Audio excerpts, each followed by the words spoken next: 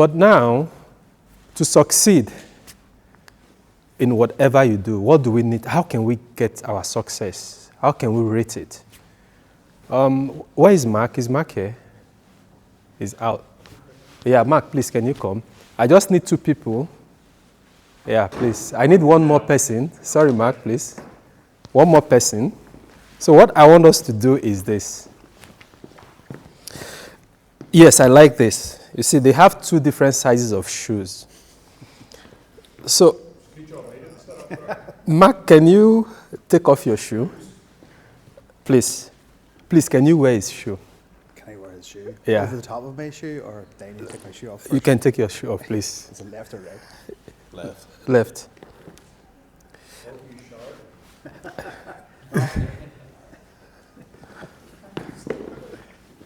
Okay, yeah. No. It's not entering? No. Okay. Thank you.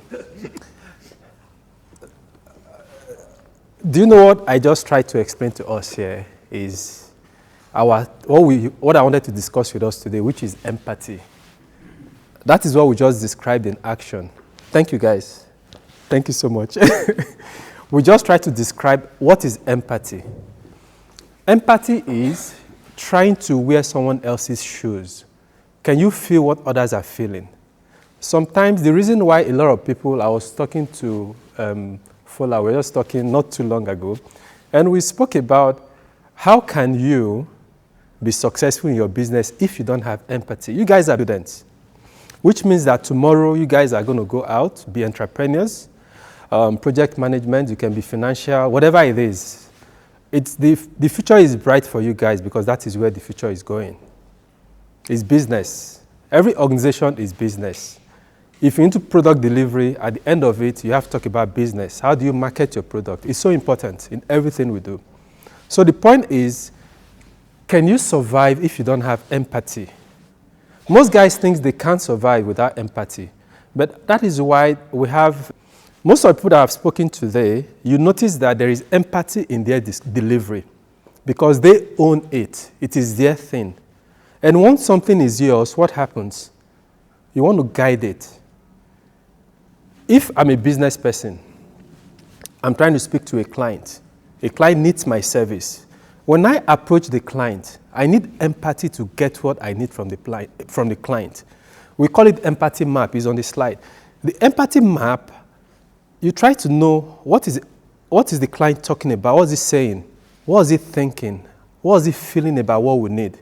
A good example of that is, you guys are into business, remember, which means that if you're a product owner, or what happens is you get what the customer needs. The value of the business, whatever they need, comes through you guys, depending on the approach you guys are going in the future. Then they come to you and tell you, you know what, we want to deliver this product, this software I need from you guys. And you are trying to understand what they need, which means that you need to know what the client is thinking, the user of the software, what does he want, what is he saying, how does he feel about the product. Once you get all that information, it's easy for you to build what they need. Initially, we used to have a system where somebody would go to a company and tell them, I need to build this product. But because there is no empathy there, what happens is they build a different product for the company. So you see something different most times. And they start having back and forth with the client until they get it right. But once you introduce empathy map in your business, what happens? You give your client what they need. So as business students, it's very important for you to understand that the career in which you guys choose is very broad. Those companies, there is something you get when you work in a company is your bosses they don't want you to grow most times. 80% of bosses, they come to you, they say, we want you to grow. But for you to grow, you need empathy to grow. And as business students, how do you achieve that? How can you grow without empathy? Because the moment you come out discussing with people in the business society, business environment, you need to be empathetic to understand what they need. If it's your business, if you're not empathetic, you're not going to get a client. If it's your business, you're not empathetic, how can you reach the heart of people? That's not possible. So the point is, as you guys are going into your career, like we invited here to talk to you guys, one thing that is more important is understand what you need most to achieve this, to get to your success, to get the high success rate in your business, in your career, sorry. It's not just setting the goal like you've set now. Your goal is to, get to the best of your career. But how do you reach there? You need empathy. It's so important. I don't have a lot of time, but I'm just going to take us to my website. On the website, I have, on the menus, you will see the conflict management survey there. A lot of surveys are going to come on top on the website, which is a way in which I interact with my clients. Is you go through this to understand your conflict management style. So when you go through it, at the end of it, there's supposed to be a result, which is when you consult with me, and we have a session, one-on-one session with clients. Then, though there's a little bit of payment at the end of it. But the whole idea is for you to understand how you can be a better person. Your interpersonal skills is important. And once you understand that there is power in empathy in everything you do, I promise you, whatever you try to achieve in life, you're going to get it. You're going to be successful.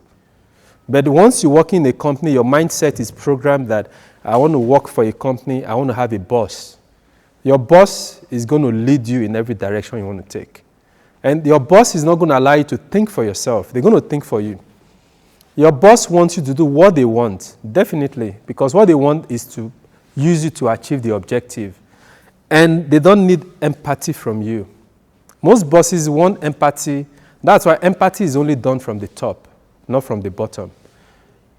If you guys work together, if you're not reaching the target, the bosses, they drill you. But if you're the boss, what happens when you relate with the client? You talk to them nicely because you need to understand what they need. You don't want to give them what they don't need. So guys, that's it though for now. Is there any question for me? Any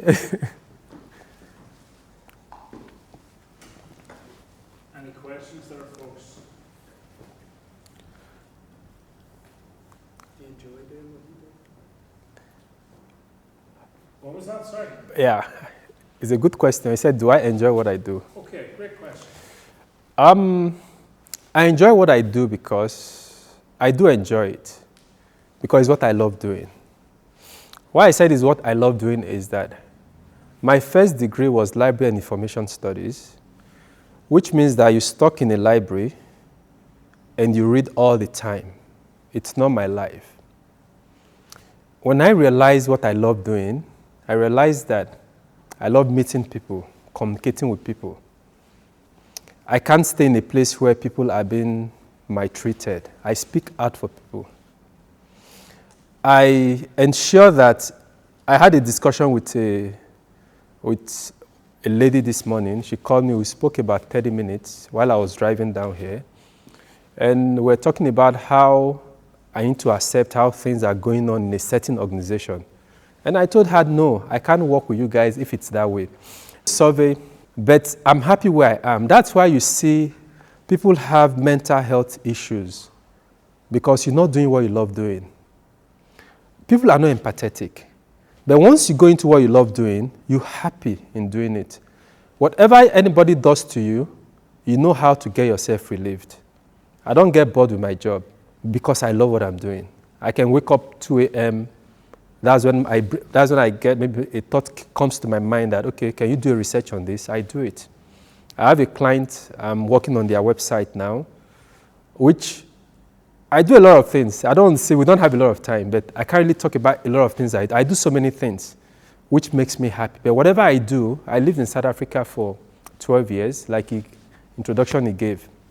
In South Africa, when I start a business and I see that there are people going into business, like I used to do graphics design, then I see the people are going into it in the environment where I live in, I introduce a new thing, which they don't have. Or I study. I do a course every year. Last year, I did 3 courses last year. Presently, I'm a safe practice consultant now. Last year, I did my DevOps training. I started last year. Then I did Safe Scrum certification last year. 2 years ago, 2022, I did my PMP. I make sure that every year I do a course, and that makes me happy. Nothing makes me happy than at the end of the day, I get a certificate in front of me. I'm happy. Even if I don't use it for something, but the knowledge I've gotten it, I don't mind how much it costs me. That keeps me going. Makes me happy. Okay, folks. Thank you. Thanks, guys. Yeah. Ian, another example of something's not working for you in your life, don't be afraid to change it. Yeah? Look, we'll make a share of that story, but also transfer.